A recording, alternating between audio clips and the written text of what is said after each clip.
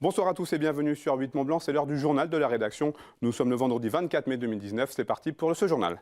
Nous débuterons cette édition avec des citoyens en colère contre le glyphosate. 140 personnes ont déposé plainte ce vendredi après-midi au tribunal d'Annecy pour mise en danger de la vie d'autrui. Au mois d'avril, une campagne de test avait révélé la présence de glyphosate dans les urines de près de 200 Savoyards. Au Savoyard, nous entendrons quelques réactions recueillies sur place. Le rugby club Rumilly-Savoie joue son avenir ce dimanche contre Fréjus Saint-Raphaël en Fédéral 2. Défait à l'aller d'un seul point, les Rouges et Noirs devront l'emporter plus largement pour se qualifier pour les quarts de finale et ainsi accéder en Fédéral 1. Alex Boucher a assisté aux derniers entraînements. Je vous le disais en titre, 140 personnes ont déposé plainte ce vendredi après-midi au tribunal d'Annecy pour mise en danger de la vie d'autrui. Le mois dernier, une campagne de test avait révélé la présence de glyphosate dans les urines de près de 200 Hauts-Savoyards. Les plaignants étaient présents aux côtés des membres de l'association Campagne Glyphosate 74 pour réclamer plus de contrôle sanitaire et l'interdiction des pesticides. On écoute quelques réactions au micro d'Inès Guillaumeau. Comme tous les autres participants, je suis très inquiète pour ma famille, pour mon fils, pour mon entourage. Et toutes ces analyses démontrent qu'aujourd'hui le glyphosate est partout, dans l'air, dans l'eau, dans la terre. Il a contaminé toutes les chaînes alimentaires. Donc il est plus que temps de mettre fin à cette utilisation de glyphosate. Voilà, on veut mettre la Commission européenne devant le fait accompli et savoir pourquoi les pesticides sont autorisés alors que leur mise sur le marché ne respecte pas le principe de précaution de la Constitution européenne, parce que uniquement la molécule principale des pesticides ou des désherbants est analysée, alors que normalement on devrait analyser toutes les molécules qui font partie du produit qui est mis sur le marché. Le mode de vie, ce que j'essaye de privilégier comme alimentation, le fait que je fasse mon jardin perdu dans un coin de nature et avoir tant de glyphosate puisque je suis juste à la moyenne de mon échantillon, ça m'interpelle. Comment est-ce que j'ai pu m'empoisonner ? On espère pouvoir obtenir gain de cause, même si ça va demander longtemps et il faut se battre. C'est quelque chose qui vaut la peine de le faire. La direction départementale de la sécurité publique de Savoie a lancé un appel à témoins. Ce jeudi 23 mai, vers 15 h, sur la commune de Grésy-sur-Aix, un homme de 81 ans en VTT a demandé son chemin à une femme pour retourner à Aix-les-Bains. Cet homme s'est perdu et a appelé les secours à plusieurs reprises. Il n'a pour l'heure pas pu être localisé. Cette femme est donc activement recherchée. Nous l'évoquions dans ce journal il y a quelques semaines, plus de 173 caméras de vidéoprotection ont été installées autour du lac d'Annecy. Ce système, qui devrait permettre de faire baisser la petite délinquance, pose pourtant la question de la protection des données personnelles enregistrées par ces caméras. Le sujet est encore mal compris par la population et s'en remet aux autorités compétentes. Les précisions d'Emmanuel Jaude. Mise en place il y a quelques semaines dans 11 communes des abords du lac d'Annecy, la vidéoprotection suscite de nombreuses questions, à commencer par le traitement des données dites personnelles. Au niveau de la législation, un film d'une vidéosurveillance est une donnée personnelle. Et c'est très encadré par la loi.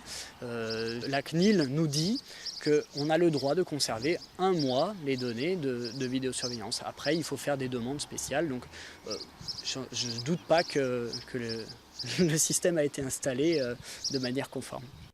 Seuls les policiers municipaux seront habilités à consulter les enregistrements. Pourtant, chaque habitant a le droit de déposer une demande pour consulter les images le concernant. Un point qui semble convaincre la population. Je me suis renseigné auprès de la police municipale, comment ça se passait, donc c'est bien. Et j'ai une caméra par rapport à mon magasin, donc je suis ravi, quoi. Je ne sais pas s'il y a eu des problèmes, en tout cas ça permet de sensibiliser les gens, ça rassure.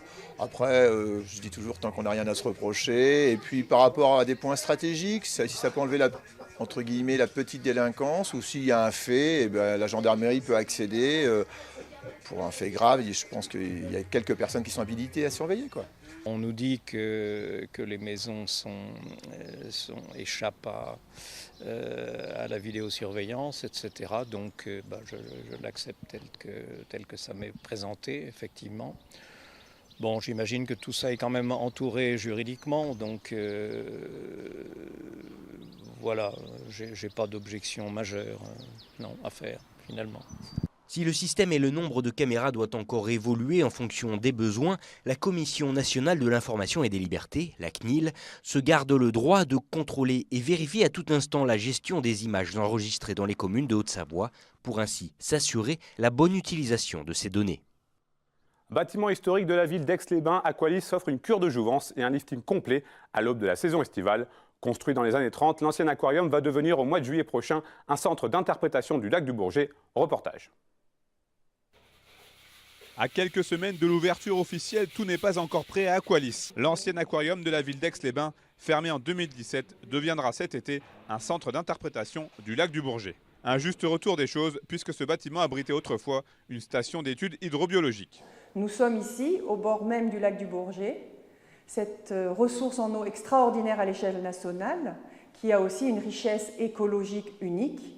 Donc maintenir une activité de sensibilisation au bord de ce patrimoine naturel national était un objectif majeur. Porté par la communauté d'agglomération Grand Lac, ce projet, d'un coût de 2,5 millions d'euros, se veut avant tout pédagogique, ludique et patrimonial. En tout, ce sont 400 mètres carrés qui seront consacrés au plus grand lac naturel de France. Ce centre s'adresse à tout le monde, à commencer par les habitants du territoire, jeunes et moins jeunes.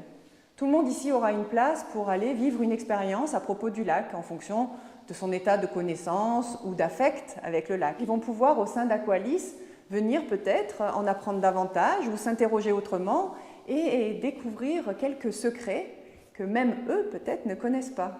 Au programme de cette expérience lac, des ateliers, des parcours découvertes et même un escape game. Cette réhabilitation d'Aqualis s'inscrit donc dans une certaine logique. La particularité du lac du Bourget, à travers des études sociologiques que nous avons menées, c'est qu'il occupe une place très importante dans le cœur des habitants du territoire. Il est pour eux vraiment un patrimoine à préserver et auquel ils tiennent. Débutés en septembre 2018, les travaux sont entrés dans leur dernière phase, avec notamment la mise en place des dispositifs scénographiques et muséographiques. Rendez-vous au mois de juillet prochain pour découvrir ou redécouvrir le lac du Bourget.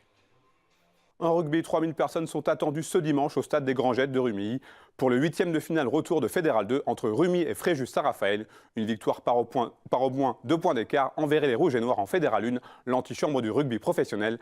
Alex Boucher s'est rendu à l'entraînement avant ce match capital.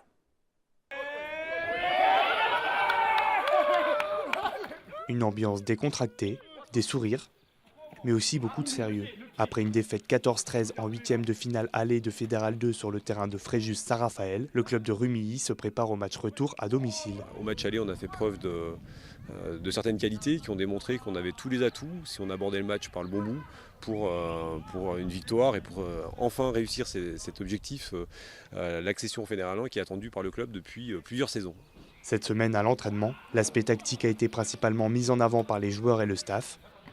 Une chose est certaine, les joueurs ne devront pas se cacher pour espérer décrocher une victoire synonyme de montée en Fédéral 1, un objectif important que le coach tient à relativiser. Il y a l'enjeu qui peut aussi paralyser un peu les joueurs, donc voilà, c'est un peu le maître mot de la semaine, c'est vraiment se lâcher, profiter de ces moments, parce que c'est quand même des bons moments devant les familles, devant notre public, donc faut en profiter. Le rugby club Savoie-Rumilly pourra compter sur la ferveur de ses jeunes et sur les 3000 supporters attendus au stade des Grangettes ce dimanche.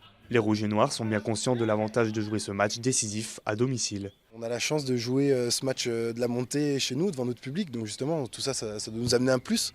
Donc j'espère que ça va le faire. Il ne faut pas essayer de rajouter plus de pression. Voilà, on sait que c'est un match important pour le club, pour nous. On peut marquer l'histoire d'un club, même notre propre histoire. Écrire l'histoire, tous ensemble.